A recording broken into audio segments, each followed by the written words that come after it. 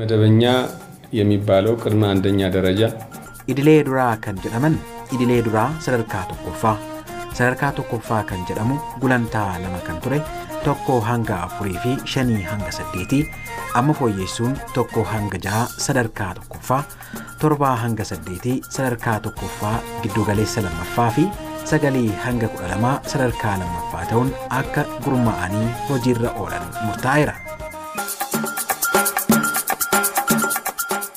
Amerikaan seera addunyaa kana tiksuudhaaf yookaan biyyoota seera addunyaa cabsan irratti tarkaanfii fudhachuudhaaf maal kana sirreessuudhaaf uumamte jennu suni faallaa kanaatti kan isheen keessaa dhimma Itoophiyaa irratti isheen deemsiste jechuudha. Kanneen hangafoota oduu keenya irraati akkam jirtu kabajamtoota daawwattoota keenyaa kun televiizyinii Amaaraa sagantaa afaan Oromooti. Oduu har'aaf jennee qindeeffannee qabannee dhiyaanneerra oduu kanneen waliin ani Fayyeeraa Maammooti.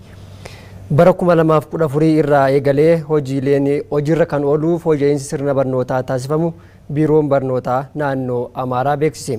Kutaa tokkoffaa hanga jeffaatti gosa barnootaa filatamanii fi kutaa torbaffaa hanga 8ffaa guutummaan guutuutti hojiirra oolaa jedhameera. Gabaasa Getaachoo Daggafaaf Odaa Likkiisa. Rakkoo barnootaa fooyyessuuf sadarkaa biyyaalessaatti barruun imaammata barnootaa qophaa'uun ni yaadatama. Barruu kana irratti qaamoleen dhimmi barnootaa isaan ilaallatu marii irratti taasisaniiru. Yaada maricha irraa argameen walakkaan akka hojiitti galanii fi kaan immoo fooyyeffamuun fuulduratti gara hojiitti akka galaniif ministeerri barnootaa murteesseera. Biiroon barnoota naannoo Amaaraa bara dhufu irraa eegaluun fooyyessa taasifame hojii irra kan oolchu ta'uu ibseera. Fooyyessoota taasifaman keessaa gurmaa'insi manneen barnootaa tokkodha. ቅድመ መደበኛ የሚባለው ቅድመ አንደኛ ደረጃ ኢዲሌ ዱራ kan jedhaman idilee duraa sadarkaa tokkoffaa kan jedhamu gulantaa lama kan ture tokko hanga 4 fi 5 hanga 8 amma fooyyeessuun tokko hanga 6 sadarkaa tokkoffaa 7 hanga 8 sadarkaa tokkoffaa giddugaleessa lammaffaa fi 9 hanga 12 sadarkaa lammaffaa ta'uun akka gurmaa'anii hojiirra oolan murtaa'eera. ሁለተኛ ደረጃ በሚል ተደራጅቶ በስራ ላይ እንዲውል ተወስኗል ማለት ነው። ለእንጂ በርሲሶታፍ ከነሙ አደባሱ irraa eegalee fooyyessi taasifameeraa fi የመምህራን የስልጠና ስርዓት sirni leenjii barsiisotaa kan kolleejii fi yuunivarsiitii kennamu fooyyessi taasifameera. Yuunivarsiitiileen dursanii fooyyessa taasifame hojiirra oolchaniiru. Kan kolleejii barsiifamu barruun qophaa'ee xumuramaa jira. ስርዓተ ትምህርት ረቂቅ ተዘጋጅቶ በመጠናቀቅ ላይ ይገኛል ማለት ነው። Kitaabilee barnootaa ilaalchisee beekumsa sadarkaa biyyaalessaatti fudhatamoo ta'an of keessatti hammachuun akka qophaa'anii siman. ሀገር በቀል ዕውቀት የሚካተትበት beekumsi sadarkaa biyyoolessaa kan keessatti hammatamuu fi teeknooloojii waliin kan wal qabate ta'ee akka qophaa'u kallattiin taa'eera. Lammaffaa walitti dhufeenya kan cimsu ta'uu qaba. በተለይ መልካም ስብዕና ላይ መገንባት sadarkaa lammaffaatti barnoota idilee isaanii biratti ogummaan akka barsiifamus ዶክተር ይልቃል ibsaniiru. የማህበራዊ ሳይንስና የተፈጥሮ ሳይንስ ተብለው የሚሰጡ ትምህርቶች ናቸው. Akkuma beekamu barnoonni saayinsii uumamaa fi saayinsii hawaasaa jedhamuun kennamu. Kanarra darbee barnoota ogummaa fudhatanii akka bahan ni godhama. Ogummaa kana kan baratan saayinsilee lachuu kan baratan ogummaa argachuu qabu mijeessaa fi እነዚህን የሙያ ትምህርቶች መቅሰም የሚችሉበትን እድል ይመቻቻል ማለት ነው። Fooyyessi sirna barnootaa kun bara dhufu irraa eegaluun kutaa tokkoffaa hanga jaaffaa manneen barnootaa filataman irratti kutaa torbaffaa hanga 8ffaa guutummaan hojiirra oolchuuf karoorfamee hojjetamaa jiraachuu Dr. Yiliqaal ibsaniiru. Sirni barnootaa afaan Amaaraa, afaan Oromoo, afaan Awwii fi afaan Imxaanaanis ni qophaa'a jedhaniiru. Hiriirri deeggarsa paartii badhaadhinaa dubartoota aanaa Arxumaa Fursii magaalaa Caffaa Roobititti gaggeeffameera. Hiriirtonni hiriira deeggarsa paartii badhaadhinaa kanas dubartoota gandoota aanichaa 8 irraa walitti babba'an ta'uun ibsameera. Riippoortari keenya Abboomaa Yaadataa hiriiricha irratti argameera. Ragaa dabalataa nu biraan ga'uuf toora bilbilaa keenya irratti affeerreerra. Akkam oolte Abboomaa? Akkam oolte Fayyeera. Nagaamee dhimmooleen ijoo hiriiricha irratti ka'anii fi achirratti ergaan darbanii maal akka fakkaatu daawwattoota keenya biraan ga'uu dandeessa? Guddaa si galateeffadha Fayyeera ulfaadhu. Egaa hiriirri deeggarsa paartii badhaadhinaa dubartoota aanaa Arxumaa Fursiin magaalaa Caffaatti gaggeeffameeti kan jiru. Hiriirtotni hiriiricha irratti argamatanis gandoota yookaan dubartoota gandoota 8 irraa walitti babba'anii fi akkasumas gaggeessitoota fi godina bakka argamanitti hiriirri deeggarsa dubartoota magaalaa Caffaa Roobitti gaggeeffameeti kan jiru. Hiriira kanarrattis ergaawwanii fi dhaadannoowwan dubartootni qabatanii ba'anii fi ergaawwan darbaa turan keessaa muraasni isaanii badhaadhinni dubartoota hundaaf dubartoonnis badhaadhina fudhannoon jedhu isa jalqaba ture jechuudha. Inni biraan nuti dubartootni tokkummaan badhaadhinaatti ni imaalla. Innis afaan immoo sabdaneessummaa obbolummaa badhaadhina waliiniif akkasumas immoo wal danda'uun bu'uurota badhaadhinaa galma ni geenya kan jedhu dubartootni hedduun deeggarsa paartii badhaadhinaadhaaf hiriira ba'an sagalee isaanii dhageessaa turaniiru. Paartii sana wajjiniinis filannoon keenya paartii badhaadhinaa akka ta'es dubbataniiti kan jiran jechuudha. Egaa kana malees badhaadhinni wabii dubartootaati. Wabiin walqixxummaa badhaadhina malee mirkanaa'uu hin danda'u kan jedhu kaasanii dubartootni tokko tokkos jechuudha. Egaa baroottan sadan darbatti jijjiiramaa wajjin wal qabatee pirezidaantiin dubartii fi ministeerota keessatti gaheen dubartootaa 50 ta'uun isaa bu'aa badhaadhinaa waan ta'eef badhaadhinni nuuf paartii keenya kan jedhu kaasaniiti kan turan jechuudha Fayyeera. Tole Abboomaa Yaadataa ragaa dabalataa waan nu biraan geessee fi baay'ee galatoomis hin jenna. Ulfaadhu Fayyeeraa yeroo gaarii isiniif haa ta'u. Bulchiinsa sablammii Oromoo aanaa Dawwee Harawaatti qonnaan bultootaaf dabtarri abbaa qabeenya lafaa sadarkaa lammaffaa kennameeraa fi dabtarri abbaa qabeenya lafaa kunis qonnaan bultootaaf faayidaa guddaa qabas jedhameera. Dabalata qabna. Bulchiinsa sablammii Oromoo aanaa Dawwee Harawaa ganda Dinkiyyee fi Goobeensaatti dabtarri abbaa qabiyyee lafaa mirkaneessu sadarkaa lammaffaan qonnaan bultootaaf kennameera. Waraqaan qabiyyee lafaa mirkaneessu kunis qonnaan bultootaaf faayidaa garaa garaa akka qabuu fi akka itti gammadan qonnaan bulaa obbo Mahammad Aliyyii dubbataniiru. Faayidaan waraqaan qabiyyee lafaa kun nuuf kennaa jiru faayidaa guddaadha. Sababa daangaatiinis ta'ee namni wal dhabaa ture amma fooyyeeraa liqiis maalis fudhatuudhaaf baankiirraa itti argachuudhaaf haalli isaadhaan mijaa'ee uummataaf tajaajila guddaa kenneera. Kanaafuu itti gammanneerra jedha. Kaayyoon kenniinsa waraqaa qabiyyee lafaa kanas abbaantummaa qabiyyee lafaa qonnaan bulaa kan mirkaneessudha jedhameera. Kaayyoon nu guddaan lafa akka mootummaa Itoophiyaatti mirga qotee bulootaaf kenname keessaa inni tokko lafa abbaantummaa lafaa mirkaneessuudha. Mootummaan keenya lafti kan qotee bulaatii fi kan mootummaati jedha. Kan qotee bulaa ta'uu isaa karaatti mirkanaa'u keessaa inni tokko abbootii abbaa qabeenyaa ta'uu keessan waraqaa ragaa fudhachuudha jechuudha. Waraqaa ragaa harkatti qabachuu jechuun mirga sirna dimokiraasii keessatti mirga isa guddaa qotee bulaan qabu harka keessanitti qabatanii tan jechaadha. Itti gaafatamaan waajjira eegumsa lafaa fi itti fayyadama lafa baadiyyaa aanaa Dawwee Harawaa obbo Helem Mohammad barbaachisummaan waraqaa qabiyyee lafaa walitti bu'iinsa daangaa qotee bulaa gidduu jiru furuuf akka ta'e himaniiru. Barbaachisummaan daftara sadarkaa lammaffaa kun kan duraanii caalaa ammayyeessuu fi akkasumas walitti bu'iinsa daangaa namni tokko daangaa isaa beekee akkasumaan tilmaamaan kan ibsamaa ture sana qabatamaan GPS dhaanis yoo fuune kan argachuu dandeenyu meetiraanis mattarree hektaarri isaa meeqa akka ta'e kan argachuu dandeenyu haala saniin ibsuudhaaf kan nama dandeessisuudha raabsi sadarkaa lammaffaa kuni. Waraqaan qabiyyee lafaa mirkaneessu sadarkaa lammaffaaf kenname kun aanaa Dawwee Harawaa gandoota lama irratti qonnaan bultoota abbaa warraa 3667 kennameera. Gabaasichi kan waajjira dhimmoota koominikeeshinii mootummaa aanaa Dawwee Harawaati.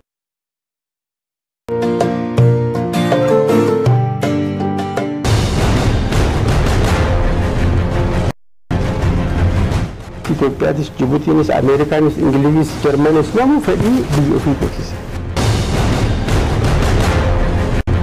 Afgaanistaan keessatti, Iraaq keessatti jiddu seentummaa Ameerikaatiin hadha biyya Afgaanistaan, biyya Iraaq, biyya Yemen, Siiriyaan kana hoo fudhannee biyya ta'anii dhaabachuu hin dandeenye. Birmadummaan biyyaa kan cinaa guddaa, kan cinaa xiqqaa kan jiru hin jiru. Birmadummaan birmadummaadha. Walqixxummaadha. Biyyoota Ameerikaan jidduu seente baay'ee keessatti gaaga'amni mirga dhala namaa fi dimokiraasii bal'aan taasifameera. Ija seeraa duratti biyyi akka Ameerikaa jirtuu fi biyyi akka Itoophiyaa jirtu marti walqixa waliin caalan. Ilaalchi dippiloomaasii irratti nuti qabnu dippiloomaatota keenya ramaduu irratti biyyi kun qabdu inumaayyuu yakka adda addaarraa bilisa ta'anii fi jaalala biyyaa qaban eeriyaa san irratti xiyyeeffannoodha irratti hojjetamee ramadamuu akka qaban nu hubadhaa.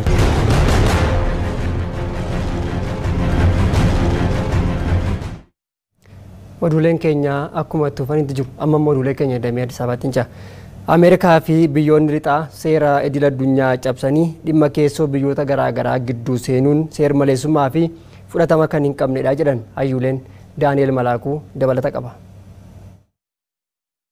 Ameerikaa fi biyyoonni lixaa seera idil addunyaatiin beekamuuf fudhatama qabu dhaabbata mootummoota gamtoomaniin baheen cabsanii jiddu seentummaa biyyoota garaagaraa irraa gochaa jiran ni beekama. Kunis fudhatama akka hin qabne hubatamuu qaba jedhu hayyuuleen Amaaraa Miidiyaa Koorporeeshin waliin turtii taasisan. Seera addunyaa irratti fudhatama qabu akkan hin hojjenne rakkoo itti ture. Isaan bitti Ameerikaan jaalatte ni eeggamti. Bitti Ameerikaan hin jaalanne immoo ni baddi. Qabatamaan waan laalaa jiru kana. Liibiyaa keessatti mootummaa Liibiyaadhaa dimokiraataa akka ta'u falmuun waan gaariidha. Mootummaa jiru balleessanii garuu biyya bittinneessuun seeranis sammuu ilma namaatiinis amantaatiinis fudhatama kan qabu miti. Ameerikaan seera addunyaa kana tiksuudhaaf yookaan biyyoota seera addunyaa cabsan irratti tarkaanfii fudhachuudhaaf maal kana sirreessuudhaaf uumamte jennu suni faallaa kanaatti kan isheen keessaa dhimma Itoophiyaa irratti isheen deemsiste jechuudha. Fakkeenyaaf American Civil War oo fudhatte maaltu ture maaliif American Civil War hin gaggeeffame jennee olaalle isteetotatu wal hundeessee fi warri yuuniyonistii fi warri kun wal hundeessanii of dandeenye akkas goonee seera mataa keenyaa qabaanne akkas goonee waan jedhu kana wal dhibdee waan uumameef yeroo Abrahaam Lincoln maaltu ta'e jechuudha. Ameerikaa guddoo har'aa kana ijaaruuf jecha walitti bu'iinsi ture jechuudha. Walitti bu'iinsi san keessatti lubbuun namootaa baay'een badeera, qabeenyi badeera, wanti rakkoo gurguddaan uumamee ture jechuudha seenaa Ameerikaa keessatti. Miseensonni biyyoota mootummoota gamtoomanii hunduu wal gargaaruu danda'an garuu dhimma keessoo fi birmadummaa wal qabatee mirgaa akka hin qabne ni dubbatu. Bitti addunyaa kana jiran marti miseensa gamtaa Yuunaayitid Neeshinii ta'anii jiran. Mirgi birmadummaan isaanii kan eegame. Ameerikaan wal gargaaruu danda'anii dhugaadha. Dippiloomaasiidhaan wal gargaaruu danda'anii, ikoonomiidhaan wal gargaaruu danda'anii, miilitariidhaan wal gargaaruu danda'anii waliin jiraachuudhaaf seera baasasan kabajanii dhimma ofii keessatti dhimma biyyaa keessatti osoo hin seenin siyaasa addunyaa irratti wal gargaaraa keessattuu yakkoota ciccimoo akka teerariizimii kana kan wal faana dhoowwa walii galantu jira. Kana caala dabaranii mirga biyyaa kan itti dhiibuu dandeessu Ameerikaan mirga hin qabdu. Akka biyya tokkotti mirga qabdu. Ameerikaas ta'ee biyyoonni dhihaa baay'een mirgoota dhala namaa fi mirgoota dimokiraasii itti dabalee sammuu seerota addunyaa keenya keessa jiraniif waardiyyaa dhaabbanna jedhanitti sanirrattis ni hojjetu jechuudha. haa ta'u malee garuu yeroo baay'ee tarkaanfiin Ameerikaan biyyoota adda addaa irratti fudhatturra wanti nuti hubannuuf barannoo jiraate maalinni seera waardiyyaa dhaabbannaaf jedhan san cabsanii mirga dhala namaas jiddu galeessa odoo hin godhatin mirga dimokiraasiis jiddu galeessa odoo hin godhatin biyyoota baay'ee jidduu seenu jechuudha. Itoophiyaan rakkoo siyaasaa biyya keessaa hundeerraa hiikuu kan dadhabde siyaasni biyyattii saba irratti kan bu'uureffate waan ta'eef jechuun ayyuuleen dubbatanii. Lammiileen miira biyyummaa akka horataniifis dhaabbileen siyaasaa hojjechuu qabus jedhaniiru. Ayyala Masfin dabalata qaba. Biyyattiin rakkoo siyaasa biyya keessa mudateen lammiileen jireenya isaaniitiin akka dararaman dirqisiiseera. Rakkoon kun osoo hin hiikamin bara dheeraaf turuun isaa lammiileen biyyattii waliigaltee isaaniin akka gufatuu fi rakkoo keessa bu'u godheeraa jedhu hayyuun saayinsii siyaasaa fi hariiroo addunyaa Obbo Seenaasaa Damse. Sababii sirna siyaasaa hordofamuuf ta'uu danda'a, sababii poolisiif ta'uu danda'a, dandeettii dhabuurraa ta'uu danda'a. Hin beeku garuu maal hin taane jechuudha Itoophiyaanota ijaaruun hin danda'amne jechuudha. Itoophiyaa qofa lafa qofatu ijaaruun danda'ame jechuudha. Kana sitti agarsiisa jechuudha. Odoo kun sabaaf sablammoota jidduu tokkummaan jiraate, wal jaalalli jiraate, wal kabajuun jiraate, waliin nyaachuu, waliin dhuguu, waliin buluun jiraate, wal wajjin dhaabbachuun jiraate, maal hin ta'u jechuudha? Tokko dhaabbileen siyaasaa biyya kana keessa jiran uummatatti akkanatti hin taphatan ture. Tokko. Lammaffaa guddina silaa biyyi keenya barbaaddu. Qaamni biyya keessas biyya uummatatti hin taphatu, qaamni biyya alaas biyyatti hin taphatu. Guddinni biyyi kun barbaadu silaa bakka ishiin ga'uu qabdus wanti duubatti deebisu hin turre jechuudha. Kanaaf egaa rakkoo wal dhibdeen kun uummata biyya kanaa ijaaru dadhabuun aadaan hundumaatu aadaan fakkeenyaaf aadaan Oromoo kan Oromoo qofaa miti. Kan Oromoo qofa jedhee akka proud ta'u qofa iyyuu irraan eegamu jechuudha. Aadaan Oromoo kan Itoophiyaati. Aadaa Itoophiyaati. Aadaan Amaaraa aadaa Itoophiyaati. Aadaan kan Affaar, kan Sumaalee, kan saboota hundumaatu maal agarsiisa jechuudha? Kan Itoophiyaati jedhee hawaasa amanu uumta. Afaan sabaaf sablammoota biyya kana jiru afaan Itoophiyaati. Eenyummaa Itoophiyaati. Eenyummaa biyya kanaati jedhee uummata amanu uumuu irratti hojjechuudhaan jechuudha. Siyaasni biyyattii sirna darbee busheessuu fi xureessuun alatti jijjiirama fiduuf hojjechuu qaba kan jedhan ammoo Dr. Dachaasaa Damseedha. Dr. Dachaasaan akka jedhanitti mootummoonni yeroo darbee biyyattii bulchaa turan ciminaa fi dadhabina mataa isaanii qabu. Cimina isaanii fufsiisaa dadhabina ture irraa barachaa siyaasa jaarraa 21ffaaf malu biyya keessatti dagaagsuun irraa eeggamaa jedhaniiru. Hojii manaa bitaa mirgaan nuu kennaman hin beeknaa. Madaa xiqqoo hooqanii warra nu jalaa bal'isan hin beeknaa. Madaan yoo hooqxee bal'ifte yoo mukatti keesse inuma bal'ata malee hin fayyu. Madaan akka fayyu kunuunsuu qabda. Siyaasa keenyas daandii sanitti kunuunsuu qabna. Sabaa fi naannummaan qooduun lammiilee jidduutti wal shakkiin akka jiraatu hojjechaa carraangoo irra turuuf mijeessaa turaniiru jedhu hayyuleen Amaaraa Miidiyaa Koorporeeshin waliin turtii taasisaniin. Madaan yoo hooqxee bal'ifte yoo mukatti keesse inuma bal'ata malee hin fayyu. Madaan akka fayyu kunuunsuu qabda. Siyaasa keenyas daandii sanitti kunuunsuu qabna. Sabni tokko kabiraarra olaanaa ta'e, sabni tokko gadaanaa ta'e yeroon itti bulu waan mul'atu hin fakkaatu. Haala qabatamaa amma arginu irraa jechuudha. Kanaaf filmaanni maal inni waliigaltee uummattootaa babal'isuudhaan dantaa siyaasaa barbaadurra tokkummaa uummataa tiksuudhaan jabeessuudhaan uummata ijaaruudhaan tokkummaa waloo akka biyyaatti tiksuutu falataa jechuudha. Yoo san ta'uu baate rakkoodha.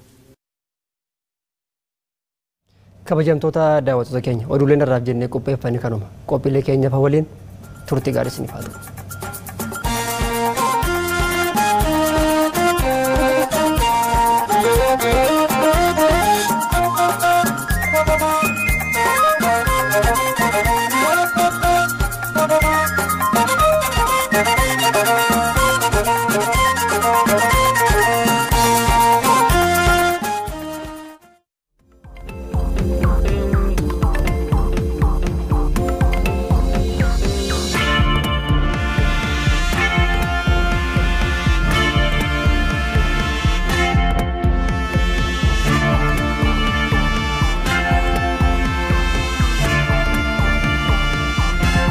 kabajamtoota hordoftoota keenya qophiin tibbana miidiyaaleerraa jalqabeera.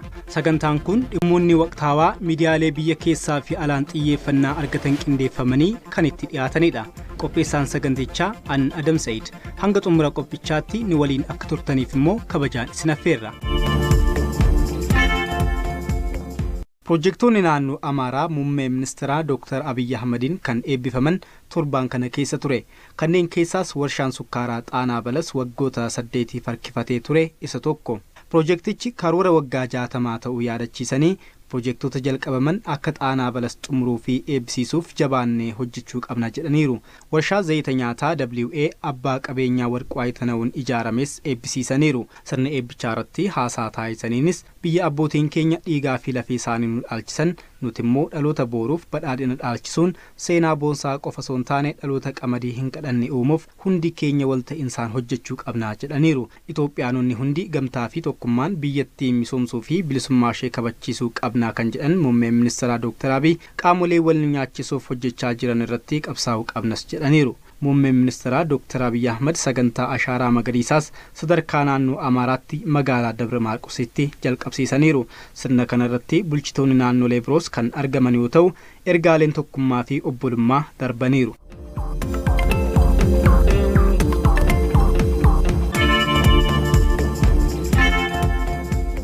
Tokkummaa keessoo fi dippiloomaasii cimsuun gidduu seentummaa biyyoota alaa ittisuun akka barbaachisu Yuunivarsiitii Bahar Daaritti barsiisaan saayinsii siyaasaa fi walitti dhufeenya idil addunyaa Obbo Abbaba Asaffaa hubachiisan. Obbo Abbaba Asaffaa turtii addis zaman waliin taasisaniin gidduu seentummaan Ameerikaan dhimma keessoo Itoophiyaa irratti taasisaa jirtu guddachaa dhufuu kaasaniiru. Ameerikaa dabalatee dhiibbaa biyyoota alaa dandamachuufis tokkummaa fi hojiilee dippiloomaasii cimsuun akka barbaachisu kan himan barsiisaan kun kanaafis yeroon kennamuu fi akka hin qabne hubachiisaniiru. Mootummaan Ameerikaa baha Afrikaatti to'annaa cimsuu fi dhiibbaa uumtoota naannichaa xiqqeessuu socho'aa jiraachuu kaasanii mootummaa Itoophiyaa ammaa akka barbaadan to'achuu dhabuun isaanii qoqqobbii kaa'aniif sababa ta'eera jedhaniiru. Tarkaanfiin mootummaan fudhatee fi ejjennoon inni qabate Ameerikaan kan hin barbaanne ta'uu kan eeran barsiisaan kun walitti dhufeenyi cimaan mootummaa Eertiraa waliin jalqabames Ameerikaa boqonnaa dhorkeera jedhaniiru. Gara fuulduraatti qoqqobbiin dinagdee cimaa kaa'amuu akka danda'u kan kaasan Obbo Abbaba dhiibbaa biyyoota alaarraa bahuuf tokkummaa keessoo cimsuun barbaachisaadha jedhaniiru. Gama biraatiin immoo mootummaan hojii dippiloomaasii fi walitti dhufeenya alaa cimsuun akka irra jiraatu hubachiisaniiru.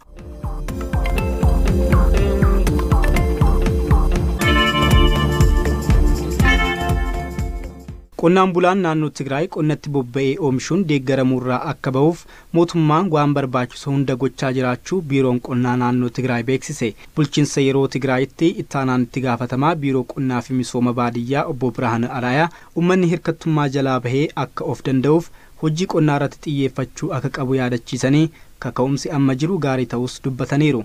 Qonnaan bultoonni hedduus mootummaan galteewwan qonnaa akka isaaniif dhiyeessuuf gaafataa jiraachuu dubbataniiru.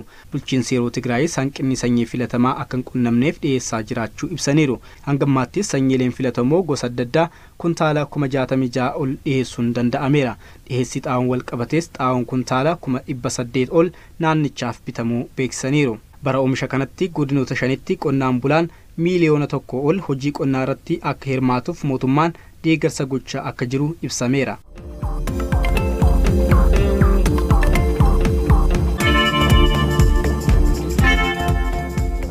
Damee Telekoomii Itoophiyaa irratti bobba'uuf caalbaasii kan injifatee fi kubbaaniyyoota 6 of keessaa kan qabu Global Partnership for Ethiopia waliigaltee hojii Itoophiyaa keessatti jalqabuuf isa dandeessisu mallatteesseera. Waliigaltichaas daayireektarii olaanaan abbaa taayitaa koominikeeshinii Injiinar Baalchaa Reebaa, hojii raawwachiisaan olaanaa Vodacom Shaamil Joosuu, hojii raawwachiisaan olaanaa Safaariikoom Piiter Idagwaa akkasumas hojii raawwachiisaan Simitoomoo Maahiroo Maahishtaa mallatteessaniiru. Sirnicha irratti muummeen ministeeraa Abiyyi Ahmedii fi daawwiif hojii Addis Ababaa kan seenan pirezidaantiin Keeniyaa Uhuru Keeniyaattaa argamaniiru. Muummeen ministeeraa Dr. Abiy Ahmed haasaa taasisaniin hojiin telekoomii Itoophiyaa keessa erga seenee waggoota 125 ol turuu yaadachiisaniiru. Erga jijjiiramni siyaasaa dhufeen booda mootummaan damee dhuunfaa hirmaachisuun Itoophiyaan damicharraa akka fayyadamtuuf hojjechaa turuu dubbataniiru. Waliigaltichis dinagdee Itoophiyaa boqonnaa haaraatti kan ceesisuu fi seenaa qabeessadha jedhaniiru. Pirezidaantiin Keeniyaa Uhuru Keeniyaattaa gama isaaniitiin kaampaaniin Keeniyaa Safaariikoom Industirii Teleekoomii Itoophiyaa keessa seenuunsaa walitti hidhamiinsa misoomaa biyyoota lamaaniif shoora olaanaa akka qabaatu himaniiru. Biyyoonni lamaan bu'uuraalee misoomaan walitti hidhamuun magaalaa Moyyaalee giddugala walitti hidhamiinsaa taasisuuf hojjetamaa jira jedhaniiru. Buufanni Laamuu yeroo dhihoo keessatti eebbifames Itoophiyaa, Keeniyaa fi Sudaan Kibbaa walitti hidhuu keessatti gahee guddaa ni qabaata jedhaniiru. Investimentiin Itoophiyaan damee Telekoomiin harkiste dameelee dinagdee biyyattii hundaaf bu'aa guddaa ni qabaatas jedhaniiru. Damee Telekoomitti hojii kan jalqabu Global Partnership for Ethiopia kubbaaniyyoota 6 of keessaa hammatus kubbaaniyyaan Keeniyaa Safaariikoom gahee 56 ni qabaata.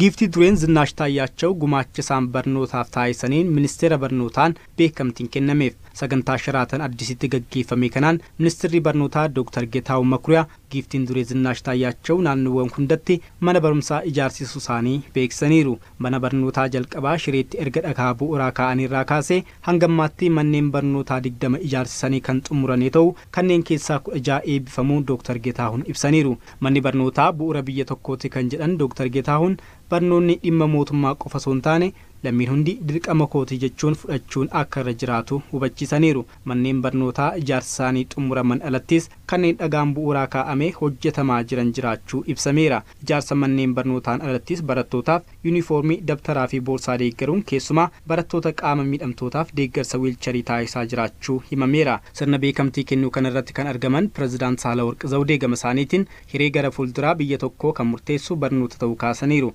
Barnoonni hiyyummaa xiqqeessuuf dameewwan dinagdee fi hawaasummaaf bu'uura kaa'uuf furtuu ta'uu kan eeran Pirezidaant Saalaworq giiftii dureen Zinaash Taayyaachoo dhugaa kana hubatanii galii yeroo isaanii aarsaa taasisuun sassaaban ijaarsa manneen barnootaaf oolchuu isaanii galateeffataniiru.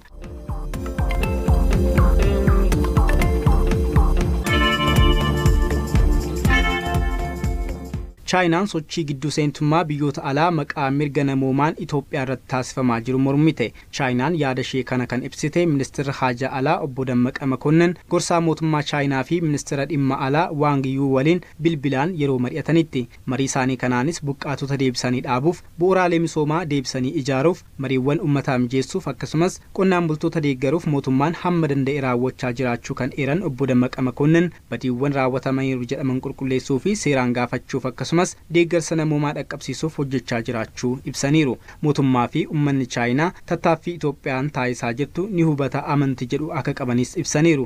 Hojii deebisanii dhaabuu naannoo Tigraayitti mootummaan hojjechaa jiru kan dinqisiifatan Waang Yuu gama isaaniitiin sochii gidduu seentummaa biyyoota alaa maqaa mirga namoomaan Itoophiyaa irratti taasifamaa jiru qeeqaniiru.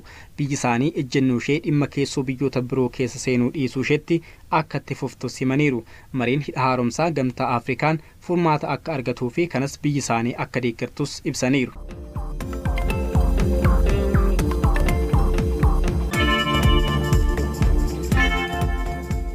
Hariiroon Itoophiyaa fi Jibuutii seenaa qabeessaa fi cimaa kan dhiibbaa alaa kamiinuu gufatu miti jedhan Pirezidaantiin Jibuutii Ismaa'eel Umar Geele. Jilli ministeera maallaqaa obbo Ahmad Shiidee ajajaa waliigalaa raayyaa ittisa biyyaa Jeneraal Birhaanuu Juulaa fi Daayireektara Jeneraalaa tajaajila odeeffannoo biyyaalessaa fi tika nageenya obbo Tamasgan Xuruunaa of keessatti hammate Pirezidaantii Jibuutii Ismaa'eel Umar Geelee waliin dhimmoota waqtaawaa naannawichaa fi hariiroo biyyoota lamaan irratti mari'ateera. Jilichi haala waqtaawaa Itoophiyaa Pirezidaantichaaf ibsa kan taasise yoo ta'u mootummaan dhiibbaa keessaa falaa dandamachuun biyyattii tasgabbeessuuf hojii hojjechaa jiru ibsaniiru. Hariiroon biyyoota lamaanii yeroo kamiyyuu caalaa cimaa fi dhiibbaa alaa kamiinuu kan hin jijjiiramne ta'uu Pirezidaant Ismaa'eel Umar Geelee ibsaniiru. Hariiroo biyyoota lamaan caalmaattee cimsuuf Jibuutiin yeroo kamiyyuu caalaa qophii ta'us Pirezidaant Ismaa'eel Umar Geeleen mirkaneessaniiru.